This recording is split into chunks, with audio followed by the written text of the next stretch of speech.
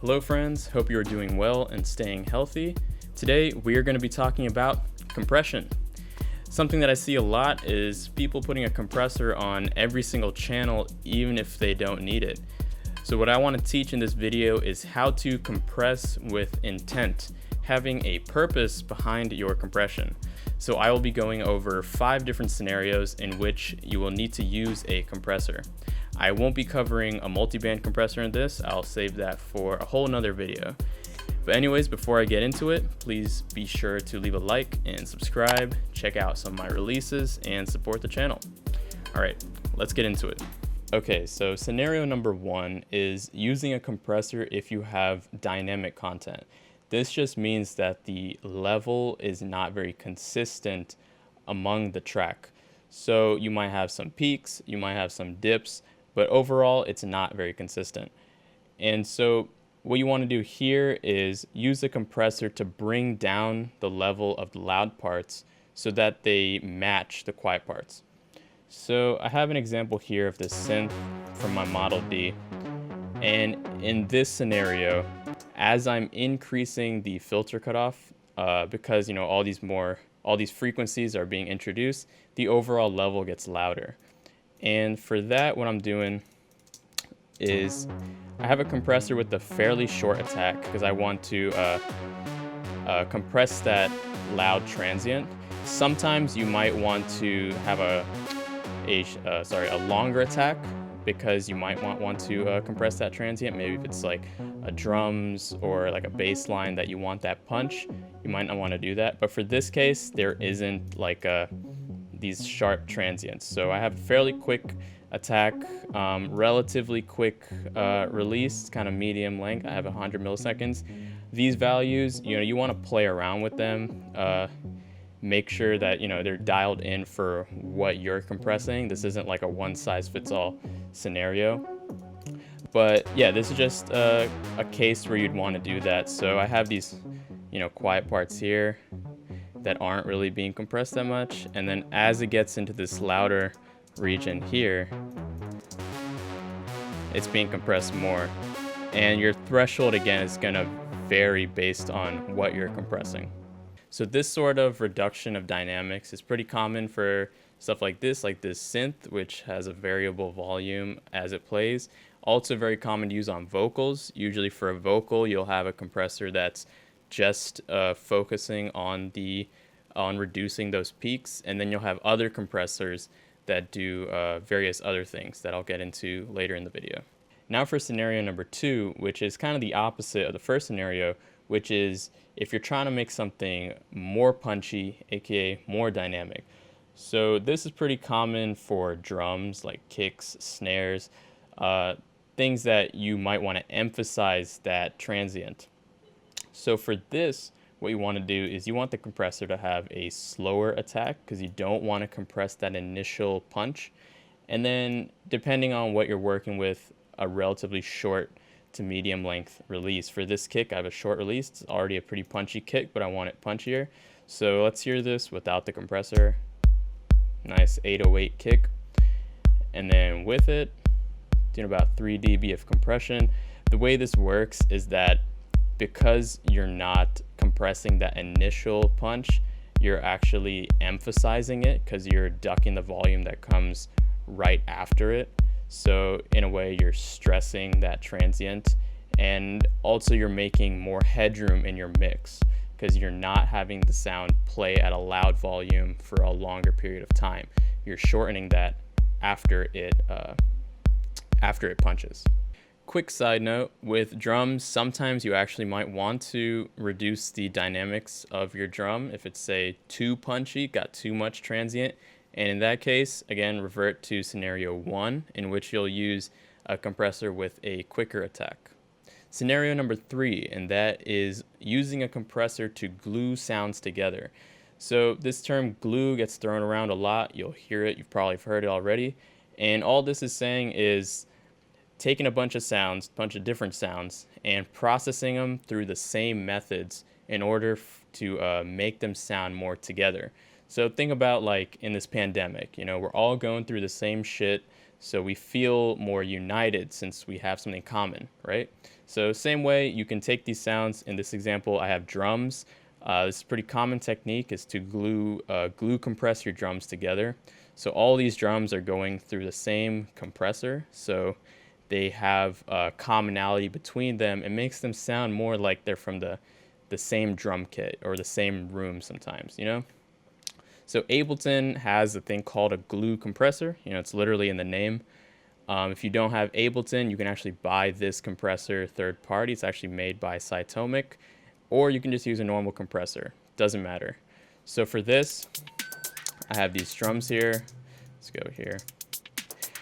And for this, I have a longer attack. I have 30 milliseconds, and this is because I don't want to take that initial transient from the drums. I want all the drums to still be punchy. So I have a long attack, short release. Here I'm doing about 4 dB of compression. This, I sometimes have like 6 or 7, but 5 is kind of the average for me. And this is something you should play around with and just play it by ear.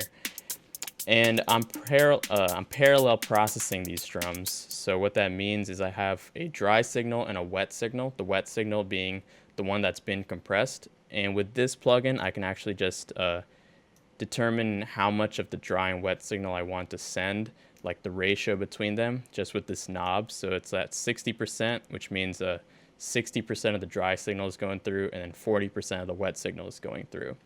And this just brings your drums a lot together, brings some of the quieter drums up, and brings down some of the louder drums. So that's where you get some of that cohesion. And yeah, I mean, this is a great technique to use on your drums. You can also use it on synths. So sometimes I might have different like lead synths. They might be occupying the like similar frequency ranges. So in that case, I would also use a glue compressor to just kind of bring those sounds together, make them feel like they're cohesive. So something that I want to stress is using a different compressor for each purpose. So I mentioned, you could glue these drums together, but if you also want to do peak reduction, reducing the dynamics, use a different compressor for that, because it makes it easier on the compressor if it's only doing like one job. And it also, you get better results because you can fine tune each compressor for the specific role that they're doing. So it's a lot harder to achieve good results if you're just trying to use one compressor to do a bunch of different jobs. Now, scenario number 4 is something you've probably already heard of, because one of the first things you learn while producing music, and that is sidechaining. So all sidechaining is that you're triggering the compressor with an external signal. So every time that signal plays, the compressor compresses. The most common use of this is, of course, with a kick and a bass. So every time the kick plays, the bass gets compressed. You do this just to get the bass out of the way the kick, so the kick can punch through the mix a lot better. And also so you don't have these low frequencies playing at the same volume at the same time, because that's going to lead to distortion. It'll muddy up your mix, and you'll be losing a lot of headroom. So, of course, you probably already know this, but I'll just go over it because it doesn't hurt to reiterate. But I have my trigger here, which is this ghost kick. So I'm just using a separate kick to trigger it. It's just muted, but that is my sidechain trigger. And so every time that plays, you see that you have a little bit of ducking here with the sub bass. Now, a nice little trick that I learned from my friend Matt, who's also my mastering engineer, is having your sidechain trigger to be actually slightly delayed, negatively delayed than your kick. So it's actually playing a little bit before your kick. Because the way a compressor works is that it's not, even if you set your compressor attack to 0.01 milliseconds, it's not compressing instantaneously. It's just not possible. And even if you set it here, you're probably going to hear some audible click or pop. And so to avoid hearing that, you're going to set it to a couple milliseconds. But now what happens is that your kick's already played for this, like if I have it on 4 milliseconds, the kick has been playing for 4 milliseconds. So what I do is I have my sidechain trigger set to 10 milliseconds behind the kick.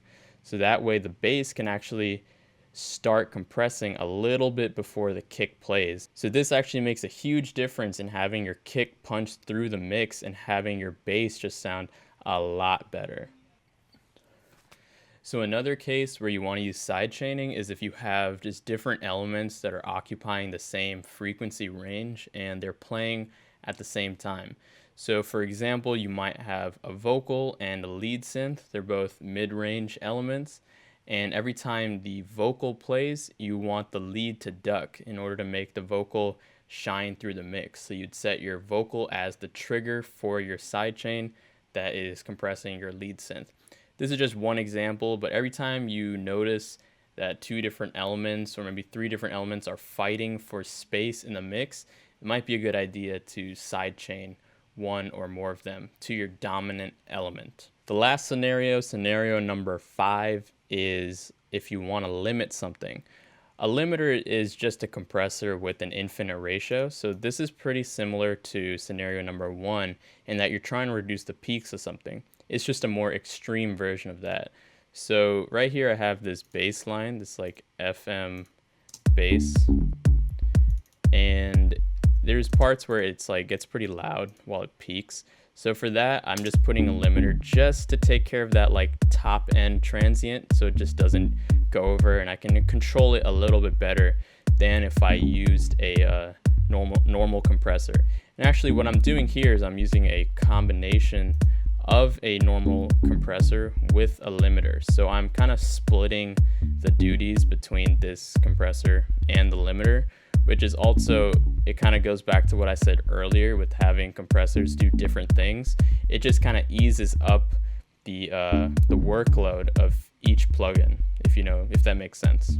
So limiting is of course used in mastering as well. So you don't want your master signal to be above 0 dB or it's going to digitally clip. So I use FabFilter Pro L.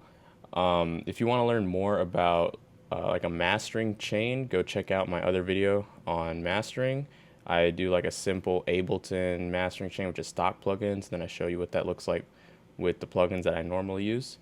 But anyways, so like with mastering or with limiting, it's also kind of a form of glue compression, especially here. So if you see here, as I bring this up, you can see the reduction here, and essentially what that's doing is bringing down the volume of the loud parts of the track and then bringing up the quiet parts, which is also a form of gluing together. So that's why with the mastering process you also get that like fullness and cohesiveness from your track that your mix might not have.